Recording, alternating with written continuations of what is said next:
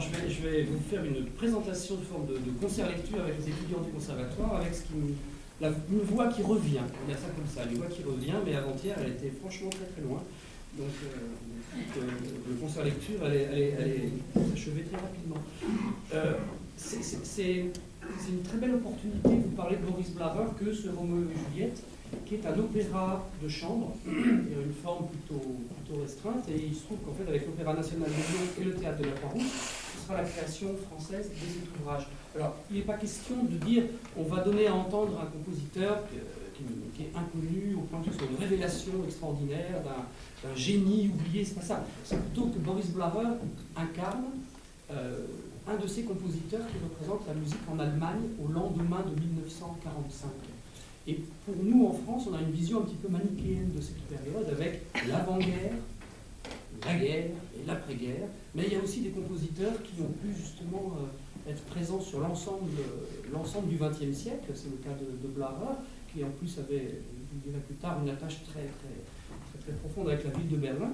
Et du coup, ce Roméo et Juliette, qui date de 1943-1944, est une œuvre de transition pour cette musique allemande dans une période évidemment très complexe, très compliquée, mais il fallait bien qu'il y ait un lendemain pour les artistes également après ce qui s'est passé durant la Seconde Guerre mondiale. Donc c'est l'occasion de vous parler de ce compositeur et d'en faire un portrait en musique, donc avec le concours des jeunes musiciens du Conservatoire de Région. Blarer est l'un des compositeurs allemands parmi les plus importants de l'après-guerre. C'est un compositeur prolifique qui va signer une douzaine d'opéras, une dizaine de ballets, 50 pièces pour orchestre et plusieurs pièces qui sont dédiées à l'électronique. Blarer est né en 1903 à Newchang, en Mandchourie. Son père est un banquier russo-asiatico-estonien et sa mère est allemande. Alors, qu'on imagine déjà ce que peut représenter pour quelqu'un de naître en 1903 en Mandchourie. 1903, c'est d'abord les années de guerre, 1904-1905, entre le Japon et la Russie, premier grand conflit entre deux cultures, une orientale et l'autre occidentale, et très précisément sur le territoire de Mandchourie, la bataille de Port-Arthur, la bataille de Mukden, et c'est ce conflit qui va faire en sorte que la famille de Blarer va souhaiter se déplacer un peu plus sur le territoire proprement parlé russe. Et ils vont se retrouver à Irkoutsk. Et à Irkoutsk, la famille Blarer va vivre jusqu'à 1922. Donc Irkoutsk, on est en Sibérie. Blarer, jusqu'à l'âge de 19 ans, va grandir dans un environnement culturel, artistique, musical, russe, juif, et teinté d'éléments orientaux. Après la révolution de 1917, son père fera le choix de rester à Irkoutsk, de rester dans la nouvelle URSS, mais sa mère, allemande, souhaitera que leur fils puisse découvrir l'Europe et découvrir les racines qu'ils ont notamment à Berlin. Donc elle partira avec son fils à Berlin. À Berlin, Boris Blarer va étudier l'architecture et la musique. On va s'arrêter à un moment donné sur ce Berlin des années 20, ce mythique Berlin des années 20, le Berlin du lendemain de la Première Guerre mondiale. D'abord, politiquement, c'est une ville en ébullition. Le Kaiser est parti, le Kaiser a abdiqué, la République de Weimar se met péniblement en place, il y a des révoltes avec les partis de gauche très violentes, révolte des spartakistes, c'est l'assassinat de Rosa Luxembourg. Sur le plan politique, il y a toute une instabilité et une ébullition qui est quasi permanente. Sur le plan artistique, c'est la même ébullition, avec l'expressionnisme absolument florissant, que l'on songe au cinéma de Fritz Lang ou de Murnau, mais en peinture, Otto Dix, Georg Greusch, et je peux juste vous révéler que ce n'est pas des choses qui seront absentes de la mise en scène de ce Roméo et Juliette qu'on va présenter ici très bientôt. Et puis l'introduction du jazz également dans beaucoup de milieux musicaux à Berlin, c'est un univers de cabaret. Blarer va connaître dans ses premières années berlinoises plusieurs petits boulots. Il sera arrangeur pour les théâtres de variété, pour les cinémas. Il sera copiste, il a recopié la musique qu'on peut donner aux différents instruments. Il va être orchestrateur, adaptateur. Et à Berlin, Boris Blarer entend et découvre les compositeurs modernes. Stravinsky, Bartók, Schönberg, Berg, et, comme je disais tout à l'heure, également tout l'univers sonore des boîtes de jazz. Cet univers sonore, c'est par exemple des couleurs encore peu usitées, les couleurs des saxophones, toute la famille des saxophones, saxophone soprano, saxophone baryton, des couleurs de cuivre qui jouent parfois avec sourdine, des glissandi de trombone, quelques instruments qu'on n'a pas encore beaucoup l'habitude d'entendre dans ces années-là en Europe, le banjo par exemple, et puis tous ces rythmes nouveaux, tous ces rythmes de danse, foxtrot, charleston, etc. Et très rapidement, par son talent, Blarer va être repéré comme, à son tour, l'un des compositeurs modernes, prometteurs en Allemagne. Et ses premières œuvres vont être accompagnées et créées par des interprètes de tout premier plan. Karl Turicht, avec l'Orchestre Philharmonique de Berlin, c'est pas rien quand même, en 1937 pour sa Concertantmusik, et également Karl Böhm, le grand chef d'orchestre Karl Böhm, qui va très très vite le repérer et qui va le protéger, et lui obtenant en 1938 une classe de composition au Conservatoire de Dresde. Le style de Blarer est en règle générale très libre et empreint de réminiscences autobiographiques, russes, orientales, juives et jazz. Je vous propose de commencer par écouter Fünf Sprüche en Mars der Weltmachers, opus 3, qui date de 1931. C'est un petit cycle, de petites miniatures, vraiment de toutes petites miniatures. C'est Anne Davienne et Louise Mesapesa qui vont nous donner à l'entendre.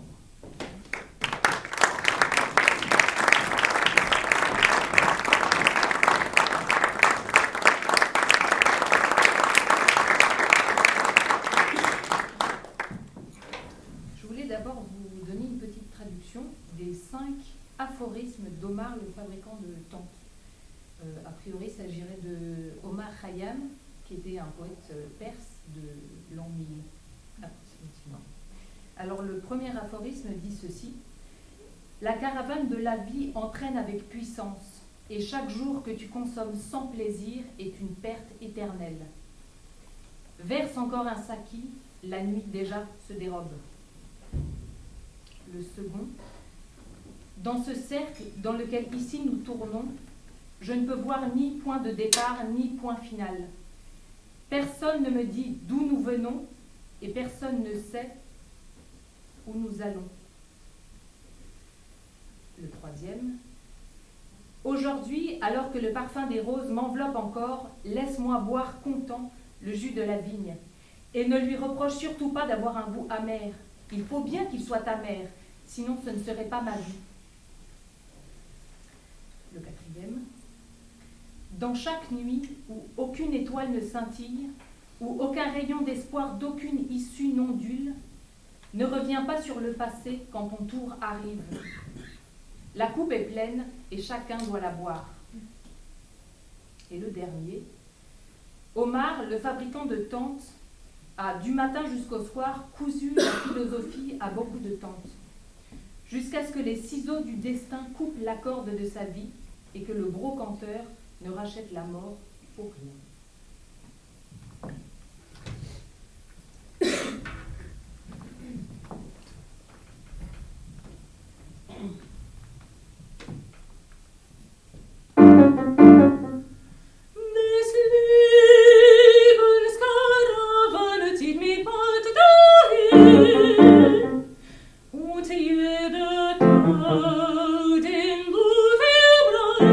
Ohne Genuss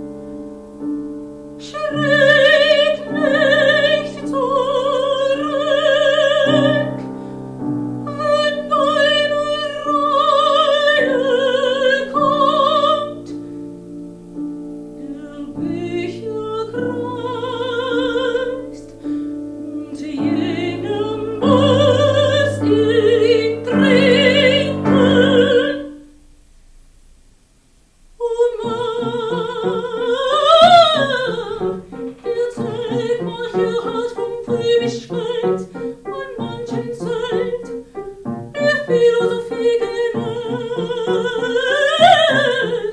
es steht schon Schädel der 7 Säulen Kant, und der Tod ihn mein nicht erstellt.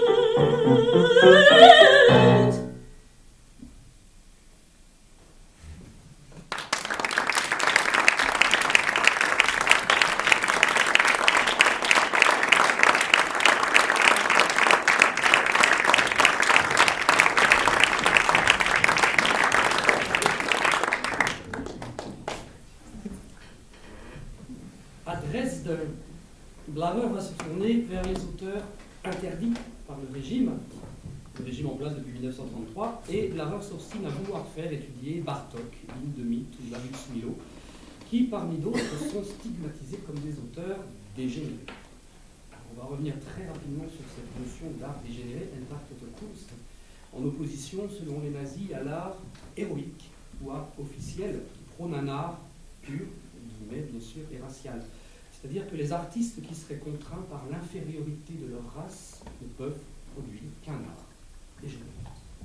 Les esthétiques qui sont en disgrâce aux yeux du régime nazi sont le dadaïsme, le cubisme, le futurisme italien, le fauvisme, l'abstraction, le surréalisme, l'expressionnisme. Et Blarer devra quitter sa chaire de composition en 1939. Mais c'est un paradoxe, il continue à être protégé par Karl Böhm et il va être joué jusqu'aux premières heures de la guerre au sein d'importants théâtres allemands. Son ballet Arlekinade, par exemple, et son opéra Princesse Tarakanova qui seront représentés à Wuppertal en 40 et en 41. Durant les années 42-43, parvient à gagner les Alpes autrichiennes pour fuir Berlin, d'une part, Berlin commençant à être sérieusement bombardé, mais aussi pour des questions de santé personnelle. Et là, il écrira 2 œuvres qui sont importantes dans son parcours, l'oratorio Le Grand Inquisiteur et son opéra de chambre Roméo et Juliette. Roméo et Juliette est écrit à la demande de l'éditeur Universal Edition, qui sont à Vienne. Et l'éditeur, est-ce qu'il y avait là aussi une espèce de préscience de ce besoin d'artistes dont le monde aurait besoin au lendemain de la guerre, l'éditeur dit à Blarer, il faut que tu composes un opéra, Roméo et Juliette, 1 heure, 8-9 chanteurs, 8-9 instruments. C'est-à-dire c'est le contre-pied absolu de ce que le monde germanique, avant-guerre, dans une dimension non pas expressionniste, mais absolument romantique, pouvait donner à entendre. C'est la luxuriance des opéras de Richard Strauss, d'un Electra, d'un Chevalier à la Rose, c'est-à-dire des effectifs d'orchestre énormes, une orchestration lumineuse, extraordinaire, luxuriante, le chœur, etc.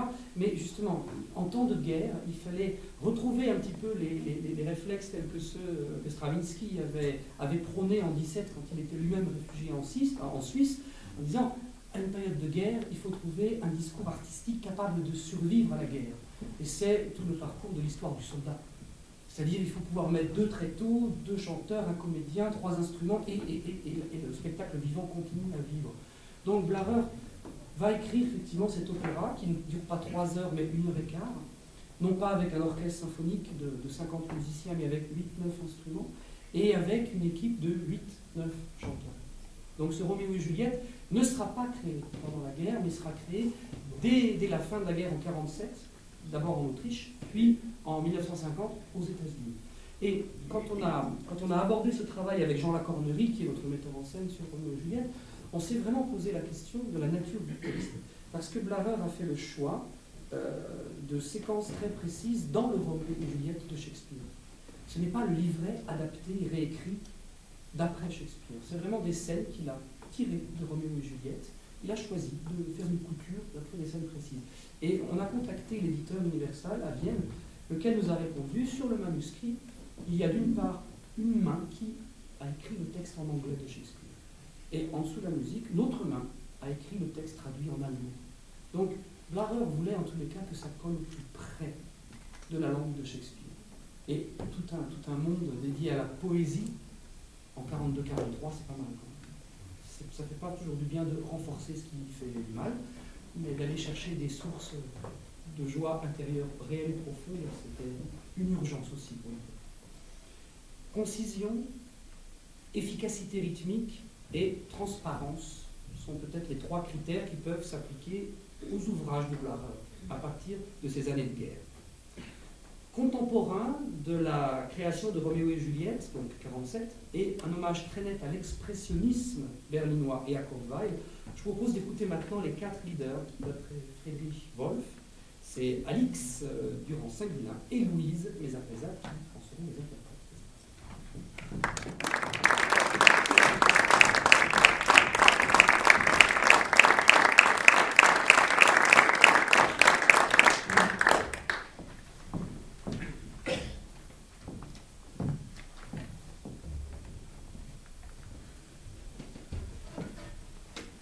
Ce sont donc des leaders que Boris Blarer a composés sur des textes de Friedrich Wolf. Dans le premier poème, le poète raconte comme un jour d'été où il était assez énervé de l'incompréhension du monde à son égard. Sa bien-aimée lui a amené des cerises et ça l'a beaucoup réconforté. Dans le second poème, c'est l'histoire d'un petit cheval de cirque qui passe toute sa vie à tourner en rond dans le cirque tout en se faisant fouetter, alors qu'il rêve de courir dans les steppes et les grandes étendues vertes. Dans le troisième poème, le poète est désespéré qu'elle n'est pas auprès de sa bien-aimée et il s'en veut d'autant plus que c'est lui-même qui l'a quittée. Dans le quatrième poème, le poète raconte que quand il était enfant, il croyait que la vie était comme un conte de fées. En grandissant, il s'est aperçu que ce n'était pas tout à fait cela. Mais finalement, depuis qu'il a retrouvé sa bien-aimée, la vie est un peu comme un conte de fées et sa bien-aimée est comme la sorcière dans l'histoire.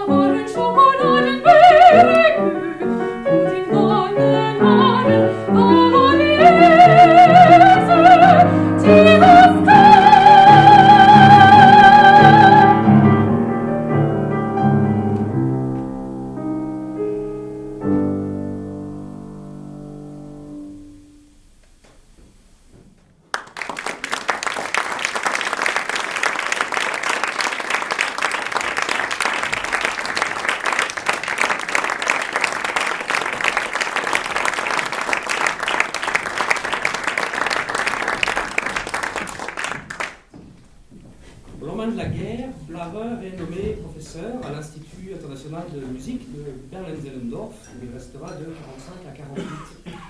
Il obtiendra ensuite la classe de composition à la Hochschule für Musik de Berlin-Ouest, et enfin la direction de cet établissement de 1950 à 1970. Blaber est un artiste profondément attaché à sa ville de Berlin. Il cultive un esprit ouvert, curieux, parfois provoquant et résolument expérimental.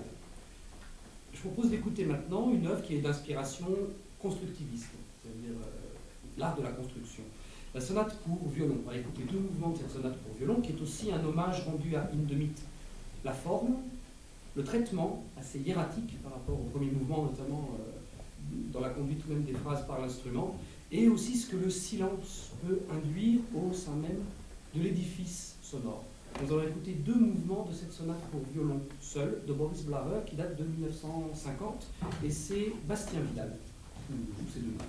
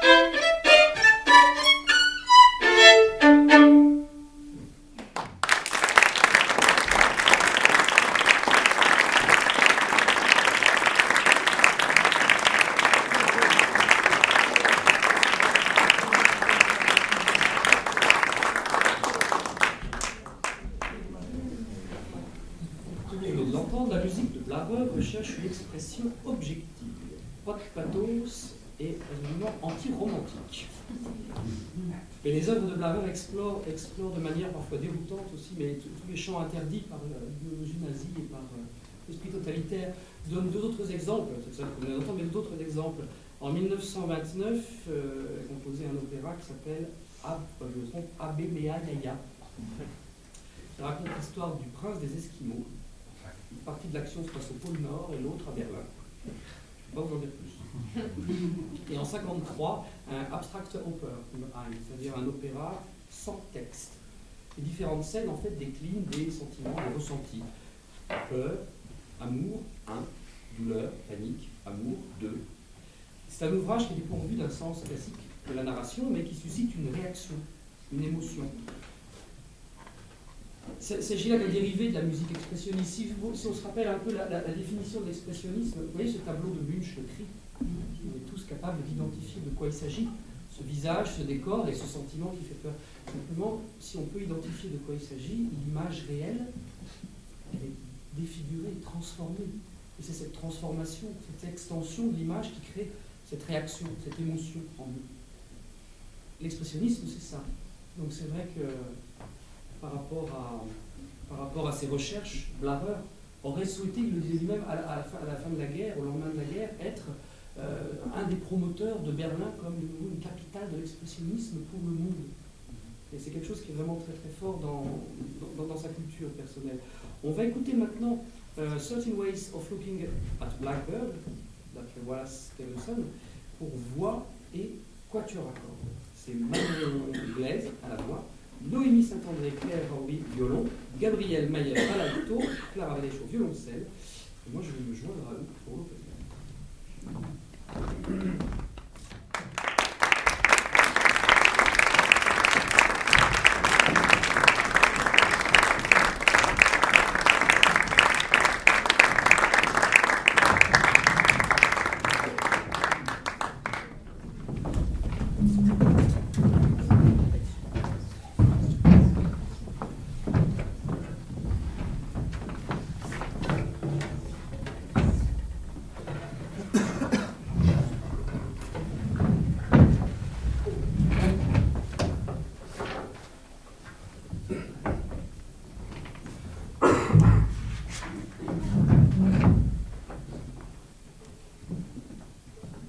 Thirteenth Way to Look at the Blackbird est une succession de 13 haïkus de Wallace Stevens qui portent sur le rapport entre l'homme et la femme, l'homme et le blackbird qui est le merle, et le blackbird et la femme.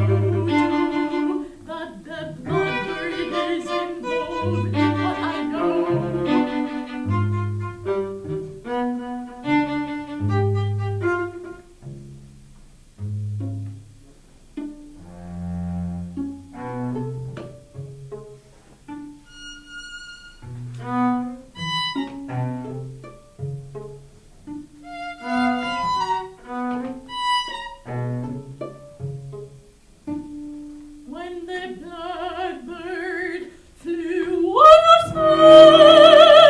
It marked the end of one of many circles.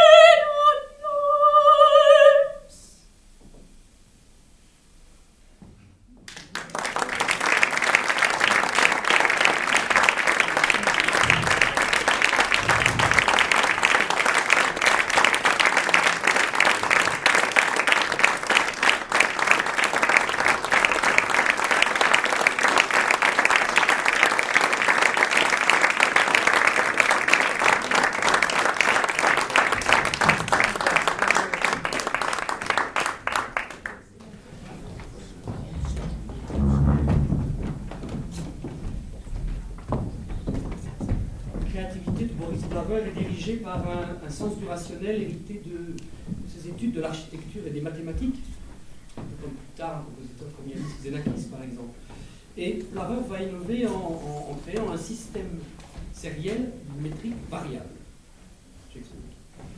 Une suite de structures métriques, musique, métriques pour les phrases musicales, qui vont être établies et développées suivant des lois de série mathématiques.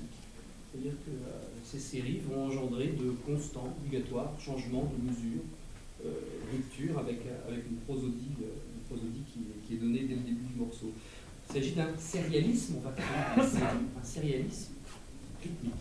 Là où d'autres compositeurs en musique, comme Schoenberg, Berg, Webern, vont utiliser un sérialisme à partir de la mélodie, une façon d'utiliser les tons, les demi-tons, et vont créer des séries qui vont régir la façon d'utiliser ces tons et ces demi-tons. Blarer ne s'occupe pas de ce qui est mélodique, il va faire un énorme travail sur tout ce qui est rythmique.